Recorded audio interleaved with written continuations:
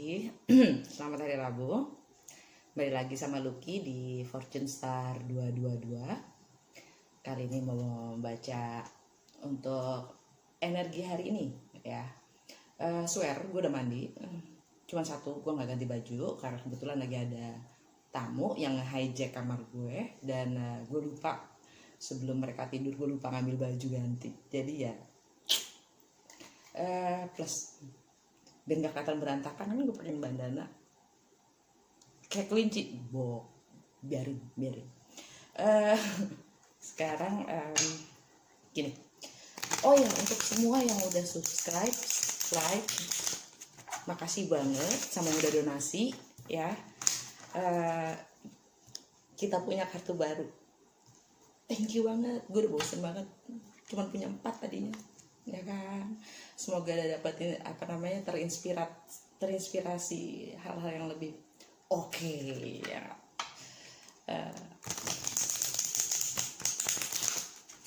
Plus jadi kali ini gue jadi ini juga baru mystical wisdom. Oke. Jadi nanti gue akan gue ambil ini dulu 1, terus 3 kartu tarot sama dari oracle card goddess guidance. Oke. Energi hari ini apa ya? Sekarang hari Rabu ya. Sekarang Rabu. Bulannya lagi di, terserah mau percaya yang mana ya. Bulannya ada di Capricorn. Sebenarnya sih kalau kita ngeliat ke atas sekarang bulannya lagi di Capricorn ya. Tapi menurut Western Astrology bulannya sekarang dia ya, bener. Kalau dia Western Astrology bulannya hari ini lagi di Aquarius gitu. Terus seperti biasa Venus masih lagi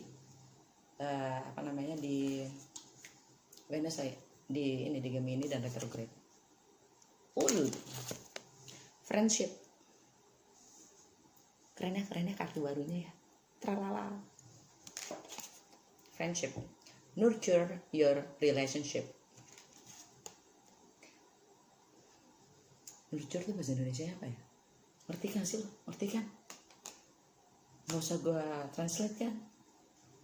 Nurture your relationship. Jadi istilahnya kasih air itu dijaga gitu, ya. Relationship tuh hubungan pertemanan ya kan. Tuh. Oke, sekarang tarot ya. Jadi ini lebih ke friendship itu ada di mana-mana loh. Maksudnya kita semua ini friendship, entah mau pacaran kek, mau married kek, hubungan kita tetap ada temannya gitu. Jadi jangan sampai status teman itu walaupun kita sudah pasangan gitu, status teman itu jangan hilang.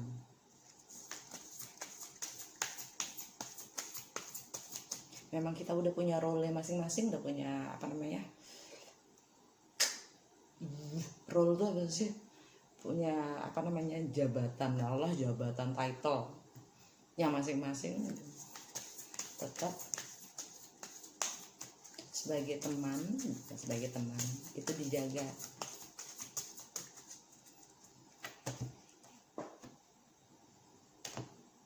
Kita cobain ya kartu yang baru ya. Excited lu gue. Kalian gue nanya deh, kalian lebih milih gini dengan ngeliat gue apa ngeliat kartu? Tolong ya di komen. Soalnya kayaknya kalau ngeliat kartu doang gue lebih santai, nggak harus mandi juga gue ngerjain. Four of Swords, kartu pertamanya. Oke. Ulala, nambah 5 of Swords, 5 pedang.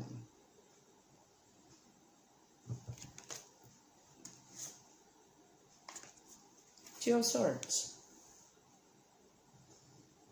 aji gile, semuanya pedang men, semuanya pedang, semuanya pedang. Artinya kita sibuk di sini, kita sibuk di pikiran, ya. Hatinya masih ada nggak? Dia, energi yang tersembunyi adalah Knight of Cups. Cups itu ya, Cups itu all about emotion ya, semua tentang perasaan, tentang emosional, tentang emosi kita. Tuh hatinya keluar. Di bawahnya ada Page of Pentacles. Oke. Seperti yang sudah-sudah, maksudnya masih seperti yang kemarin. Mars itu masih di Pisces ya. Pisces itu kan water sign ya, dan water sign itu semuanya berbau emosional, semuanya sangat perasa, dan emotional intelligence itu sangat paling bisa jadi manipulator. itu topiknya nggak nyeleweng, nggak mau ke arah ke situ. Intinya gini, Night of emang Mars itu kan lagi di Pisces, jadi emang kita sekarang semuanya lebih cenderung bertindak berdasarkan apa yang kita rasa. Nah, rasa itu sendiri kan sering di terpengaruh oleh pikiran. Ini semuanya tiga-tiganya ini pikiran semuanya, ya kan? Mindset kita. Oke. Dan sebenarnya ini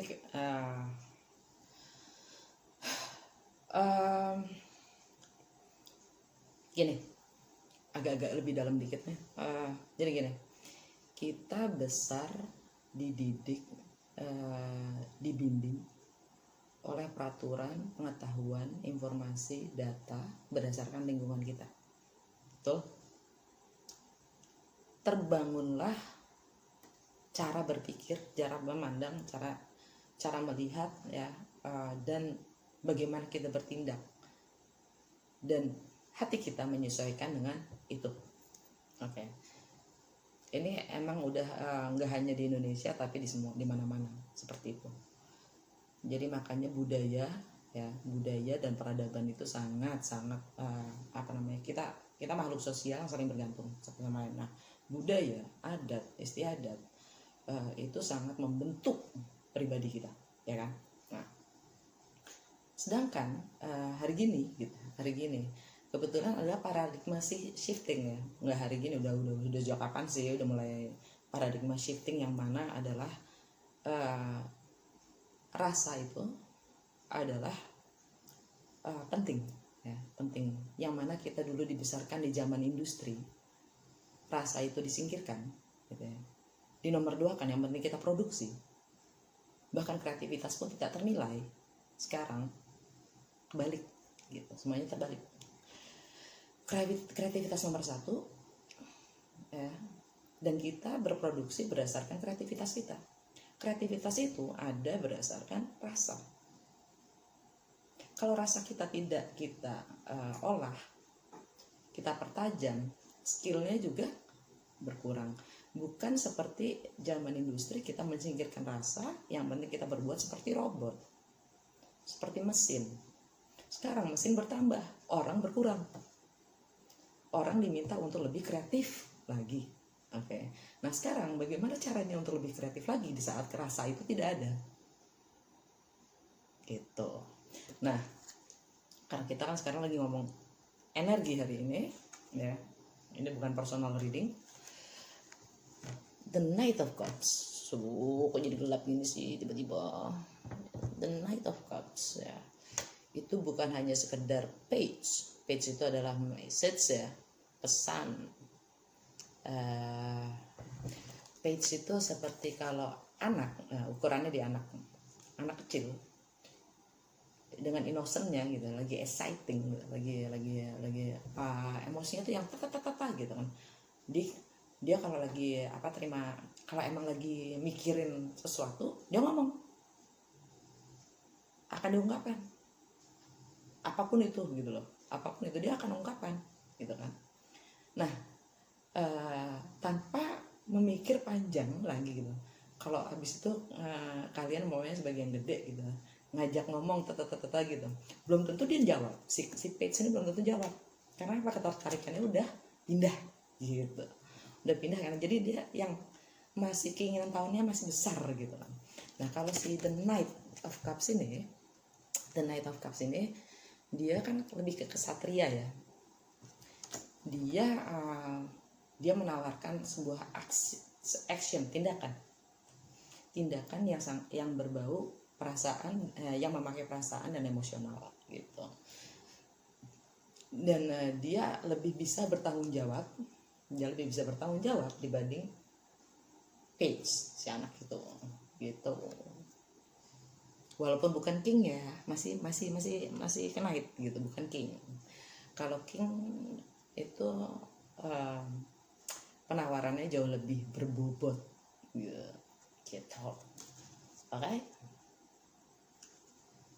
Nah, energi pertama adalah Four of Swords ya. Ini energi yang artinya di sini sih gambarnya dia lagi meditasi ya. Kalau kartu-kartu yang lain ini biasanya dia rebahan ya, seperti dia lagi beristirahat. Tapi seperti biasa pedang itu melambangkan pikiran. Jadi dia lebih sebenarnya contemplating itu artinya merenung dengan segala pikiran tentang keadaannya. Nah ini tiga pedangnya di sini, mas satu di sini. Nah 3 pedang itu adalah kekecewaan, sakit hati, yang membuat kita lebih waspada. Jadi gini, 3 pedang ini bikin kita sakit hati kan. Kalau di Three of Swords itu biasanya sakit hati kan, patah hati, pokoknya kecewa lah ya. Dan 1 pedangnya lagi itu di bawah. Kalau di traditional deck dia sambil rebahan, yang satunya di bawah. Artinya dengan 1 pedangnya itu dia mencoba untuk mendapatkan penjelasan dari sakit hatinya yang 3 pedang ini dengan merenung ke dalam. Oke. Dan dengan penjelasan pedang ini dia waspada walaupun dia diam.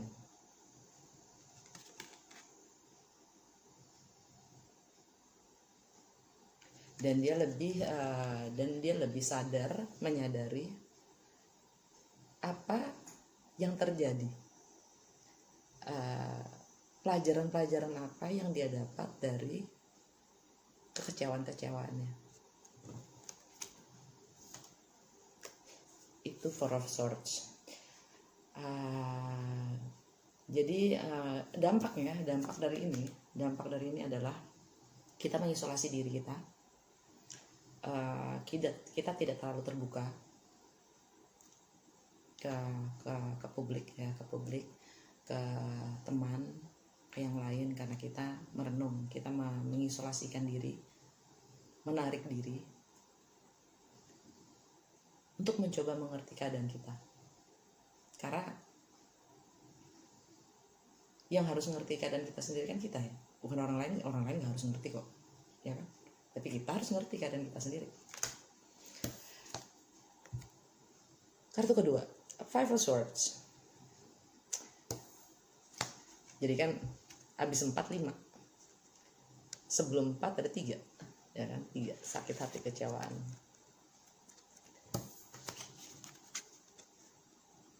Duanya di terakhir, 2-nya turun di sini ya kan. Tapi kenapa alurnya kok ke sini ya? Pertanyaannya gitu. 2. Jadi kalau 1 pedang itu artinya kemenangan, komunikasi, kejelasan, pencerahan, pengertian, dan sesuatu yang baru. Oke. 2 udah bukan baru lagi, ada yang nambah, pengetahuan kita ada yang nambah, yang membuat kita bingung dan lebih nggak jelas. Nah, tapi ketidakjelasan itu karena kita kurang informasi. Karena pedang itu lebih tentang mind ya, tentang pikiran. Jadi karena pikiran kita tambah bingung karena kurangnya informasi. Gue langsung ke ketiga nih. Ini kartu yang ketiga nih, bukan kartu kedua ya. Nah, tapi di sini nggak ada 3 pedang ya. Artinya kita skip. Dari 2 langsung ke 4. Kenapa gue insting gue, sense gue bilang kita tidak mau mengakui kekecewaan kita atau sakit hati kita ya. Jadi langsung ke 4, dari 2 langsung ke 4. Dan bahkan yang tampak di sini kan 4, 5, 2 ya. 4, 5, 2. Nah, nanti gue balik ke 2 deh. 4, 5, 2. 4 plus 5. Nah, hasil dari 4 isolasi diri kita, hasil merenung kita, ada kelima, yaitu kita harus bisa bersikap, menentukan batasan-batasan ya, mana yang sehat, mana yang tidak sehat, mana yang baik, mana yang tidak baik buat saya, buat gue gitu kan. Bahasa gue nyampur banget gitu loh. Orang mau bilang itu nggak baik buat lo, ya itu kan lo, pengalaman lo, bukan pengalaman gue. Buat gue begini yang baik, dan itu harus melewati proses ini. Karena apa? Yang tadi gue bilang, kita sudah biasa oleh budaya dan dibesarkan oleh ketentuan-ketentuan dan cara berpikir berdasarkan apa yang orang lain mau, bukan kita. Di sini kita lagi mendalami dan mencoba mengenali diri kita lagi ya. Apa sih yang gue mau? Apa sih yang gue suka? Gitu. Dan bagaimana caranya untuk mendapatkan apa yang gue mau, apa yang gue suka, bukan karena dia yang mau, bukan karena mereka yang mau, apa yang membuat gue seneng. Oke, sementara gitu, untuk sementara kalau kamu menyenangkan orang tua, kamu akan senang, kamu akan ikut senang begitu mereka melihat mereka senang, betul? Percaya nggak? Itu bias, karena kamu hanya menyenangkan orang lain, bukan diri kamu sendiri. Kamu belum punya, bahkan belum menemukan jati diri kamu sendiri, karena kamu hidup buat orang lain. Hidup kamu itu untuk tamu, bukan untuk orang lain. Karena ada nilai, ada keunikan di dalam diri kamu yang bisa jauh lebih untuk digali dan dikembangkan, yang mempunyai nilai lebih berguna untuk orang lain, sebagaimana warna kamu sendiri, bukan berdasarkan orang lain. Gitu loh. Jadi talent kita itu tidak mubazir. Kita dianugerahi, setiap individu dianugerahi talent yang berbeda ya, talent yang berbeda. Di mana kita bisa mengeksplor kemampuan kita, menggali, bahkan memperdalami dan menggunakannya untuk bisa lebih berguna buat sekitar kita. Nah, di saat kita tidak menggali itu, kita hanya pleasing gitu ya. Kita hanya membuat orang lain bahagia berdasarkan nilai mereka, bukan nilai kita. Anugerah kita tidak bahkan terkenal. Kita bahkan tidak mengenal anugerah kita. Itu namanya mubazir. Hidup kamu mubazir. Sampai kalau ada ya orang yang bilang bosan sama hidupnya, atau bahkan membuang-buang waktu ya, menghabiskan waktu, killing my time, bodoh.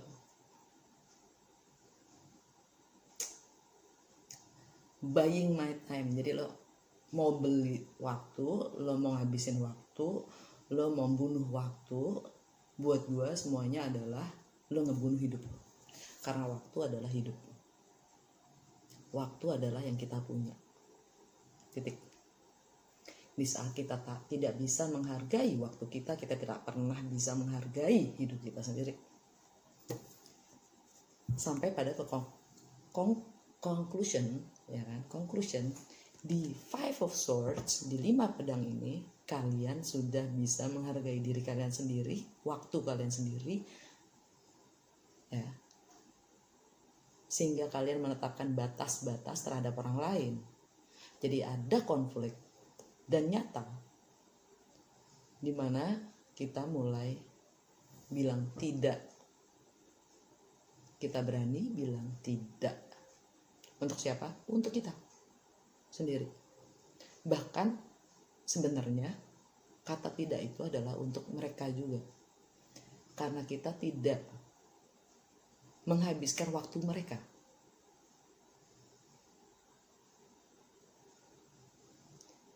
Gini,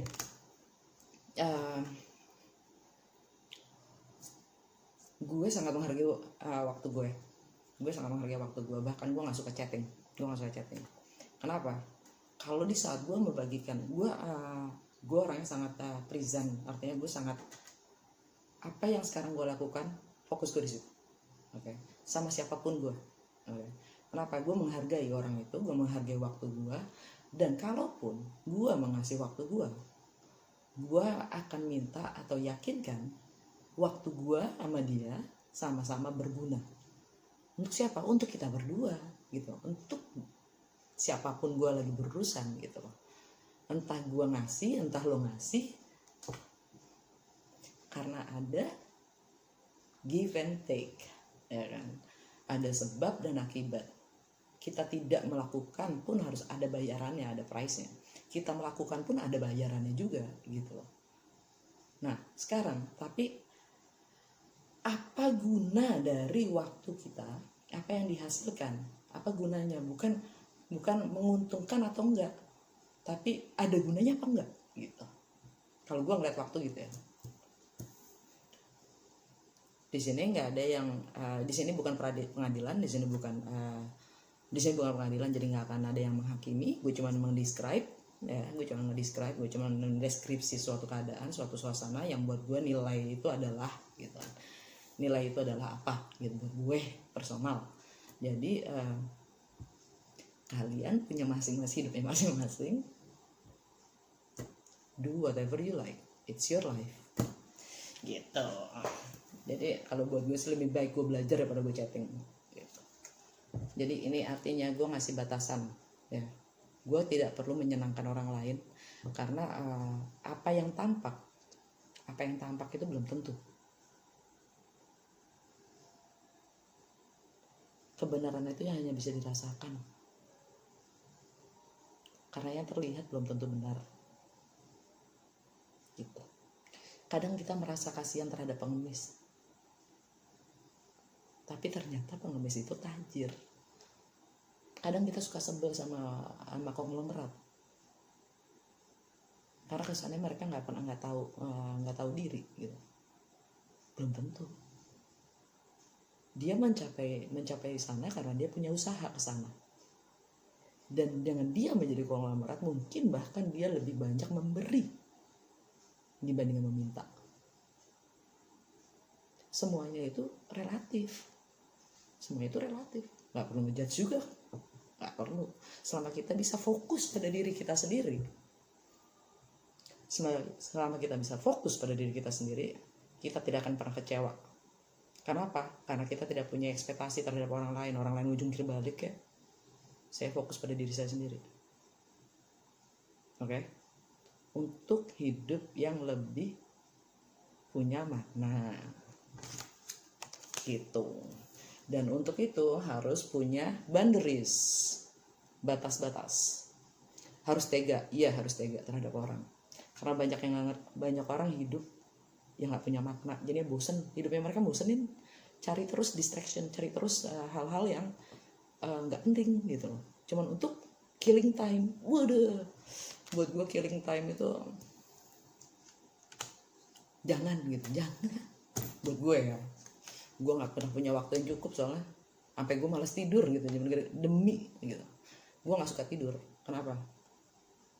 Banyak hal yang bisa gue lakukan selain tidur gitu. Habis sering dimarahin juga. Kita balik ke 3. Ini 2 pedang ini. Balik kita ke posisi bingung. Artinya proses fokus terhadap diri kita sendiri ini belum cukup, walaupun kita sudah memberi batas pada yang kita pikir sudah kita lakukan, tapi ternyata belum. Kenapa? Kita masih bingung gitu. Sesimpel ini loh. Begitu kita melihat sama kita masih bingung, artinya kita masih belum tahu maunya kita apa. Jadi kita nggak tahu harus berpikir bagaimana, apalagi action, ya kan? Tindakan itu tidak akan ada. Kenapa? Untuk hal yang berguna buat kita nggak akan ada. Kenapa? Kita nggak tahu maunya kita apa, ya kan? Sesimpel itu. Begitu kita tahu apa yang membuat kita happy, kita fokus di situ, kita tahu gue maunya ini gitu. Kedua, kita mulai mikir gimana caranya supaya gue bisa seneng, ya kan? Metodenya apa? Aplikasinya gimana? Baru abis itu action, ya kan? Nah, kalau action ini nggak pernah ada, artinya cuma satu, kalian belum tahu, kita belum tahu apa yang kita mau, bukan yang orang lain mau. Karena kita masih terombang-ambing dengan orang lain maunya apa. Kita masih punya ekspektasi akan orang lain. Gitu.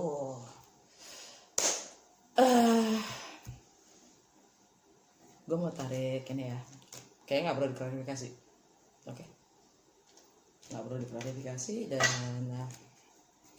yang jelas ini kalau buat gue nih bahasa kasarnya karena soalnya gue emang cewek yang mulutnya kadang jarang kayak cewek. Jadi sorry. Ini buat gue bahasa kasarnya onani otak.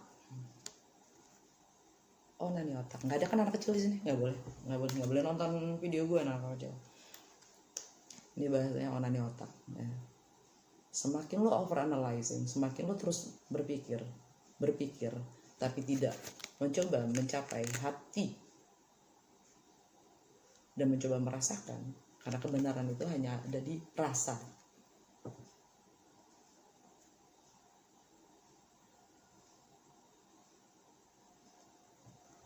Kita akan terus bingung dan lari, maksudnya kita terus capek, ya kan, bikin sakit, ya kan, terus mencari penghiburan yang lain, ya kan. Dan kita selama kita punya ekspektasi, ya, ekspektasi itu boleh, tapi terhadap diri kita sendiri, bukan orang lain, dan bukan sesuatu. Karena di saat kita menjadi budak, karena kita menggantungkan ekspektasi kita kepada orang lain atau sesuatu keadaan, kita sudah membiarkan diri kita menjadi budak akan suatu keadaan itu. Tapi di saat kita mencoba, karena di dalam prosesnya kita pun harus tetap fleksibel, terbuka, ya, untuk kompromi, karena kompromi itu harus, ya. Tapi semuanya itu di balik kompromi itu pun sendiri banyak considerations, ya. Ini valid nggak untuk gua kompromi dengan effortnya dia yang kayak gitu. Balik pertama yang jadi pegangan adalah harga, maksudnya bagaimana kita menghargai diri kita sendiri. Bagaimana kita bisa dihargai orang lain di saat kita tidak bisa menghargai diri kita sendiri. Dan bagaimana kita bisa menghargai diri kita sendiri, kita tahu menghargai orang lain. Karena kita tidak mau diperlakukan seperti itu. Gitu. Jadi artinya di saat konflik ini ada, di saat kita bilang tidak, Saat kita berani bilang tidak, kita menghargai diri kita dan diri mereka. Gitu. Gue jadi preaching ya, iya di sini preaching memang. Tapi nggak ngejudge, karena setiap orang punya proses dan waktunya masing-masing. Untuk mereka yang emang prosesnya harus main-main dulu, seneng-seneng dulu, ya biarinin aja kali ya. Itu proses mereka, waktunya mereka, dan gue juga nggak harus mikirin. Dan secara gue nggak ngasih ekspektasi itu. That's their life, right? Mereka yang wasting time, ya kan? Mereka yang nggak punya nilai, dan nggak perlu juga gue beri nilai. Karena fokus gue adalah di gue.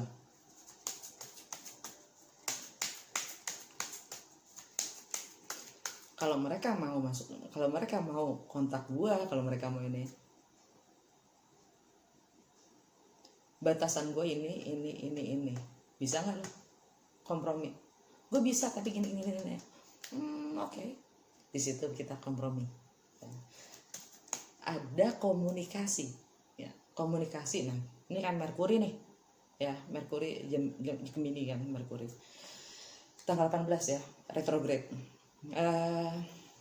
Merkuri itu artinya main, ya, bagaimana kita berpikir dan berkomunikasi. Kebingungan ini karena tidak cukupnya informasi, kurangnya informasi yang ada membuat kita menjadi bingung. Jadi gimana?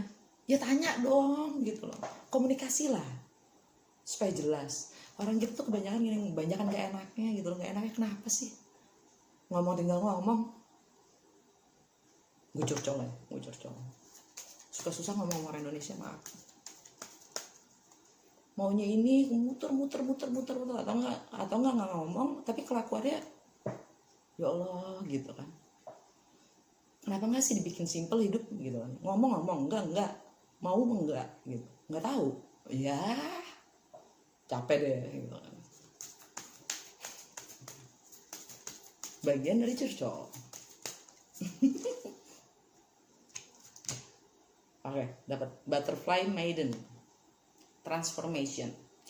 You are experiencing enormous change right now, which brings great blessings.